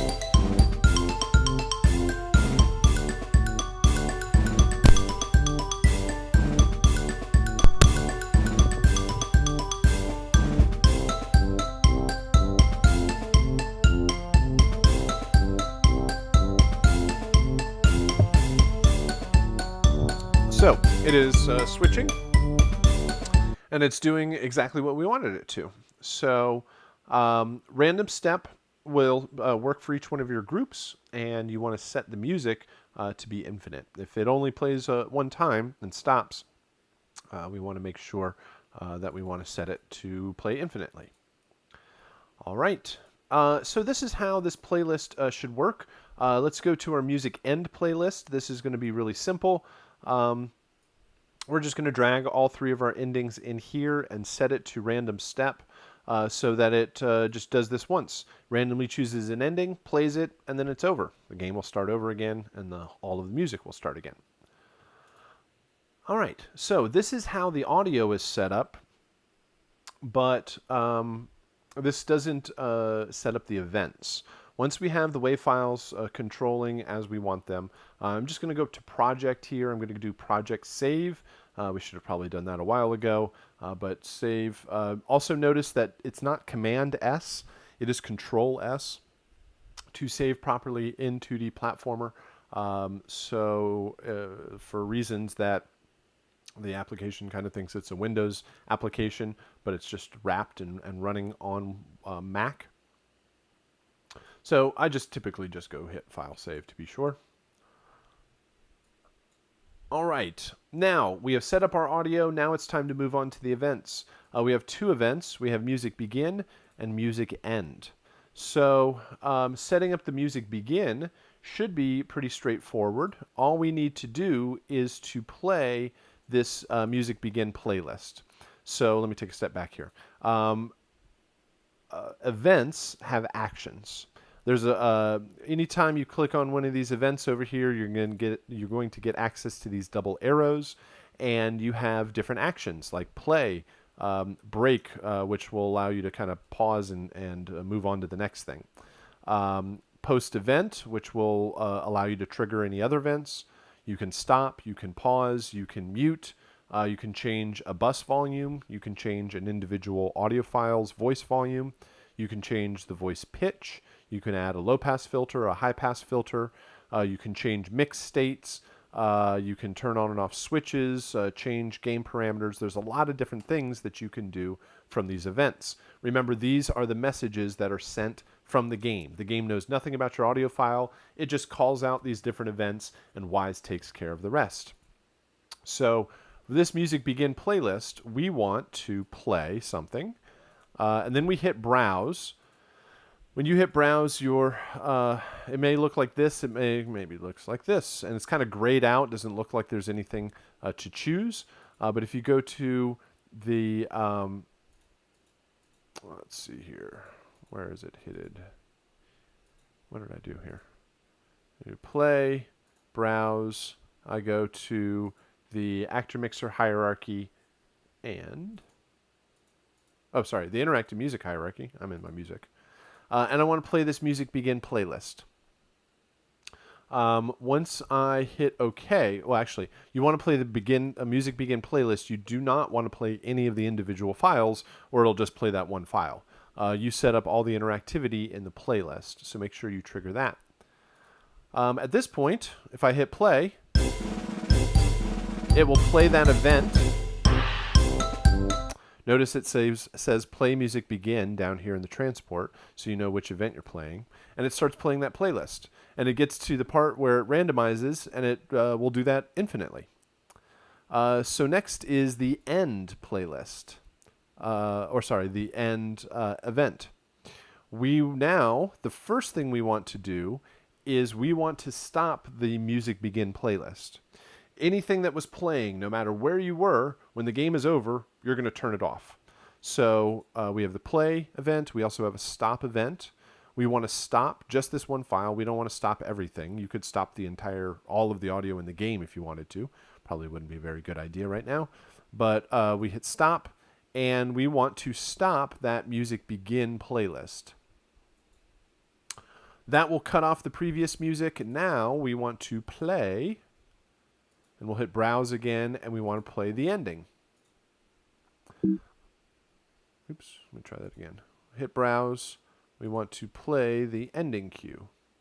All right, so when the game is over, it's going to call out play music end.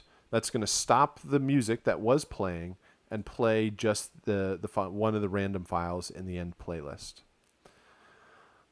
All right. So that should set up our music. Let's hit play. Let's hit begin. Let's go over to the ending. And it should stop, end there, and be done. All right. So I'm going to go back to Project Save. Now that I have my music set up, I am going to go back to the Audio tab, and now I'm going to tackle the sound effects. These should be pretty straightforward. Most of it is just you have the events. Again, the events are really important. It tells you all of the files or all of the messages that the game can speak, all of the messages that it can send you, and you basically need to respond with audio. And you'll see these match the sound effects: bomb boom, bomb fuse, bomb pickup, bomb set down, enemy death, gunshot, health pickup, jump, ouch, and taunt. So we need to set up these events. We need to start over in the audio tab. We are going to work on the actor mixer hierarchy now on this default work unit. This is for the sound effects. I'm going to go back over to my sound effects over here, and I'm just going to highlight all of my WAV files. Again, this is why we kind of organized it all together so you have quick access. Highlight all of my WAV files and drag them into my actor mixer hierarchy. You want to make sure you go on that default work unit right here. Make sure you drag onto that, and once you do, then you can see this audio file importer screen. Again, all of the files should be just fine, so we're going to hit import. I'll just go to project save. And now I have all of my WAV files. They'll start out blue. Blue audio files mean that they have not been converted yet into the format that is necessary for the game. This will happen when you build the sound bank. One of the things the sound bank does is compress all the files, convert them, change them into any formats that are necessary. But for the time being, it should work just fine that they are blue, but throws some people off when they see the different color there. So most of these are fine. If I just go ahead and play a sound, we hear the sounds being played. Bums away. So one thing we need to do are for these files that have multiple different versions: enemy death 1, 2, and 3, jump 1, 2, and 3, ouch 1, 2, and 3, and taunt 1, 2, and 3. We want them in a single event, or each one of them has their own kind of single event. We don't want the 3 files to be played at the same time, so we want to randomize them. So I'm going to click on this default work unit again, and up here, this icon that looks like all the little dots at the top, this is called a random container. And a random container allows you to randomize files. Anytime it asks, it's just going to randomly feed it a file. So we're going to create a couple of these, and I'm going to name them SFX enemy death. Probably don't need to capitalize everything. Then I'm going to create another one. Each time I'm going to click on the default work unit. I'm going to click this icon here to create another random container, and I'll just create a couple of them so I don't have to keep going back. All right, the next one, I am going to go SFX, and I'm going to name this jump. I'll just right click this time and do rename. Oh, let's try that again. There we go. This time I'm going to call it SFX ouch. And the last one here is SFX taunt. There we go. So I'm going to take all of my enemy death files. I'm going to drag them into enemy death. I'm going to take all of my ouch files and drag them into ouch. I'm going to take all of my taunt files and drag them into taunt. Going to take all of my jump files and drag them into jump. All right, so this should get all of our audio files set up for the game. I'm just going to, again, go back to Project Save. Now all we need to do is set up the events, which should always, each one of these should be real simple to do. So all we need to do is go ahead. We are going to play a file. We can hit Browse, and this time I'm going to go up here to my actor mixer hierarchy. This is Bomb Boom, so I'm going to choose Bomb Boom. You don't even go to the next one. You don't even have to hit play in this. It'll just do it automatically. If you hit browse, this is bomb fuse, so I'll set that one up. This is bomb pickup. I'll hit browse, and I'll choose pickup. I'll go to set down, hit browse, choose set down, go to enemy death, hit browse. This time I want to make sure I choose the random container. Do not choose the individual files. You want to use the random container itself. So I'll set that one up. There's enemy death. Here's gunshot. Browse. Gunshot. Health pickup. Browse. Health pickup. Jump. Again, I've selected the jump random container. Ouch. Select ouch random container. Taunt. Select taunt random container. All right. Now I have messages. Seem to work. All right. At this point, I am ready to go. I can build the game, or I can build the project and test it out in the game to make sure everything is playing back properly. And this is done by going to the layouts menu again, and we're going to choose sound bank. And over here in the sound bank, you'll notice that there's one sound bank here called sound bank. It is set up for the Mac platform, and the English is set to, oh no, English. The language is set to English. So we're ready to go. All we should have to do at this point is hit generate. And when you hit generate, this message will pop up, and it says evaluation mode. Sound banks contain 27 media items out of 200. It gives you this generic message, and it should have built all of the files correctly. The way you can test this out is you go out of Wise, and you go to this game application that we brought into this folder. Now, when early on, we made sure that this application is next to this folder so that when you hit generate, it actually backs out of all of this 2D Platformer Wise folder and knows to go into here. And then let me show you the location that it drops the files. If we do show package contents, we can actually get a folder structure of this application. Go to apps, go to contents. Resources. Now you don't actually have to do this, but it'll show you what's going on here. In resources, we'll go to data. In data, we'll go to streaming assets. In streaming assets, we will go to audio. We'll go to generated sound banks and the Mac folder. And right here today, at the current time, it shows that we have created this file. The setup that we have done in Wise is now going to play back in the game. So now let me back out of all of this, and you can now run the game application and hear your music and sound effects play.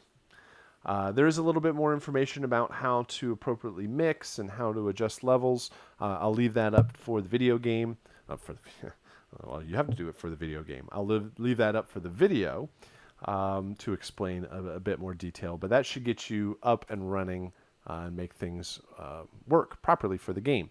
Again, if you reach this point and you are in Wise and you have generated here and the message that pops up is in red and it gives you all sorts of errors, read the errors, make sure that you're not missing a file.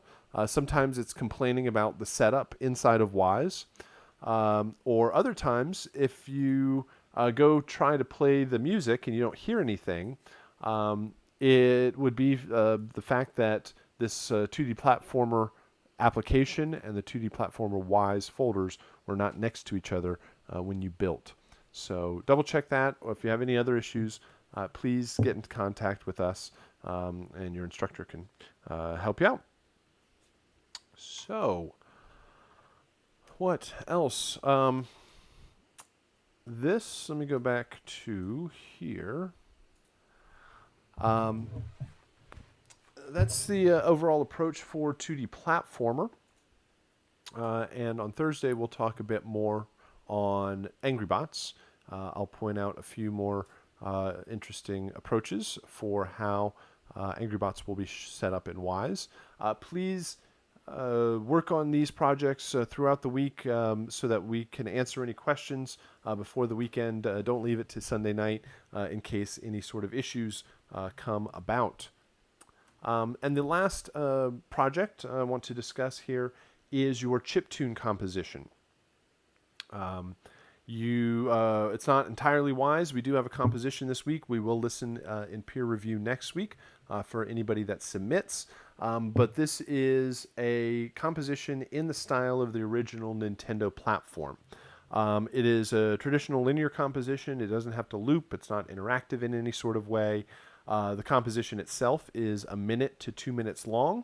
And I'm most interested that you are following the restrictions of the original Nintendo system to kind of get a sense of what composition was like back in these earlier systems overall. And so with this project, I was a bit hesitant at first when we started this, thinking that it would end in less than optimal compositions, less than listenable music because of the limitations of the sounds.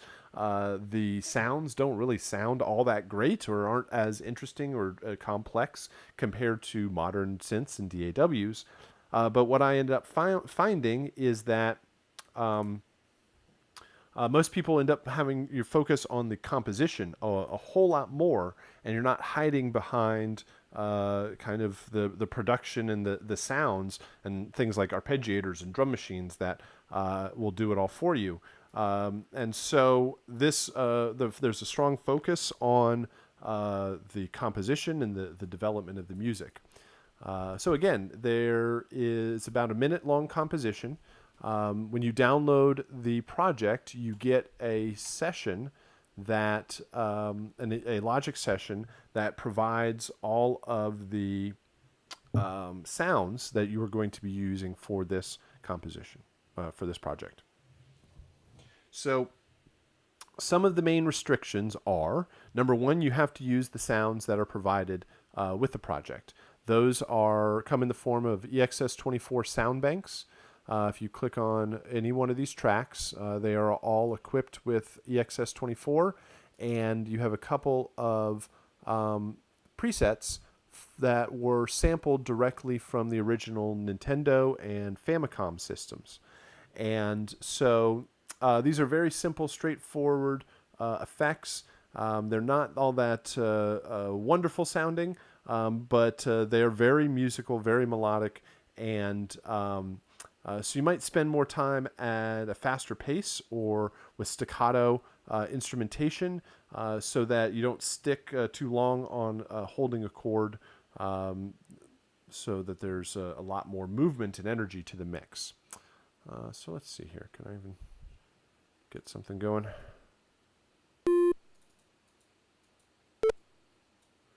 So provided are a couple of chiptune sound banks. Let's see here, like drums and basic tones and synths. So you have to use the sounds that are provided by for the project. You are limited to only 4 simultaneous instruments playing at the same time.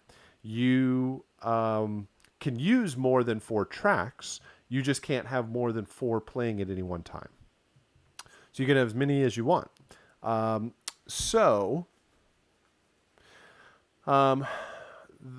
Four. That means one of them has to be a drums, one of them has to be melody. You need drums and melody at some point in the composition. The other 2, you could have drums, bass, harmony, melody. You could have drums, harmony, melody, or like drums, harmony, melody, counter melody, or drums, melody. Depends on how you want to approach it. But you can have any combination as long as you have drums and a melodic idea. Of course, the progression, the melody all need to develop over the course of the minute or so composition. You can have more than 4 tracks. You just need to make sure that they are, there's only 4 of them playing at any one time.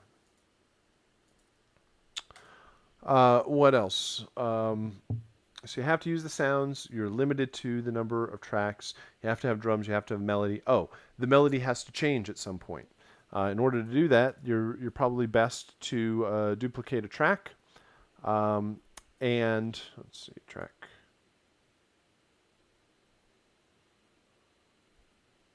Well, let me just do it this way. I'm thinking too hard. So duplicate the track.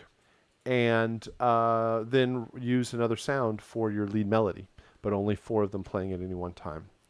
So I have a couple of student submissions. These are some of the better ones that I've had, but it shows you the capability of what is possible. So here is the first one. Let's do it this way.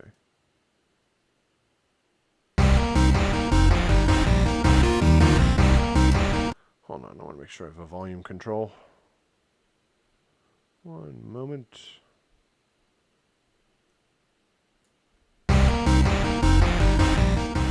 Alright, so this one really shows why faster, more staccato movements and a faster pace overall works very well to maintain energy from the cues, or maintain energy through the piece.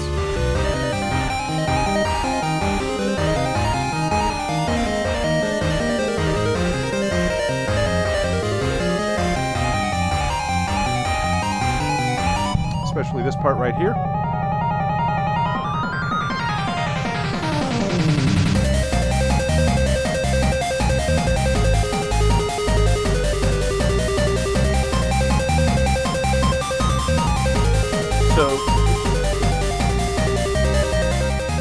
So faster arpeggiated parts, like arpeggios moving through the chord changes, work well to outline and give a lot of material to pull from.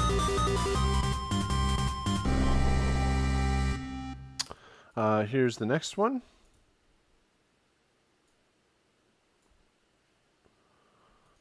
Let's see, let's try this.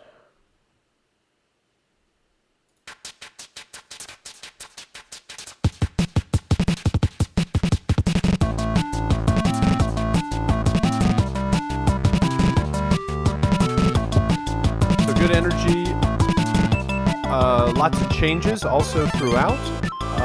Big sweeps through chords. Having things on the quarter note, 8th notes, 32nd, or 16th and 32nd gives a lot of room for all these changes.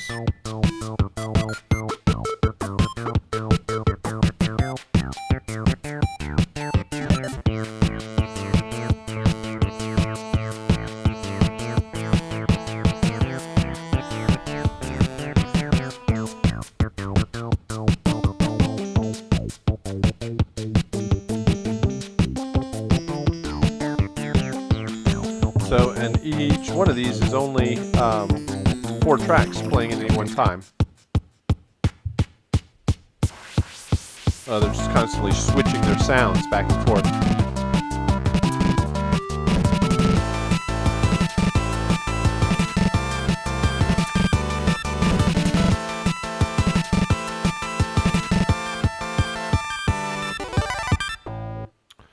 All right, and one more. And there's just a whole lot of movement in here.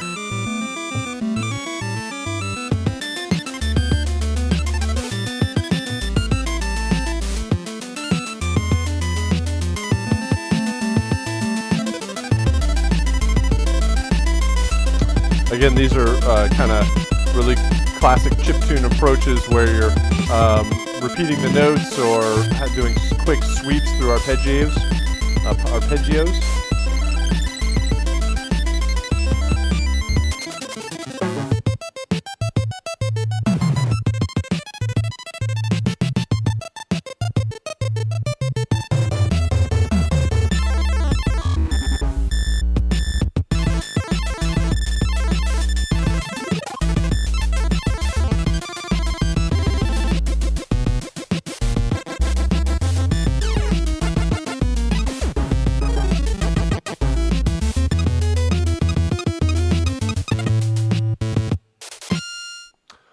right, so a lot of activity, a lot of great ideas through each one of those. Certainly, those are the top end of the spectrum of the overall quality, but hopefully gives you some inspiration about where these might go. All right, so that is all of the different aspects we wanted to talk about. We wanted to go over the week 2 submissions. Good job for everybody that did submit from the Angry Bots composition, and hopefully it inspires more people to submit for our chiptune peer review that we will do next week. And we talked about the 2D platformer assignment and the chiptune assignment. We'll dive into the Angry Bots later on this week. All right, so please let me know if you have any questions, and yeah, we'll keep moving forward. We'll get into next week and talk about wrapping everything up for the month. So, all right, let me know if you have any questions, and other than that, have a good day. Thanks.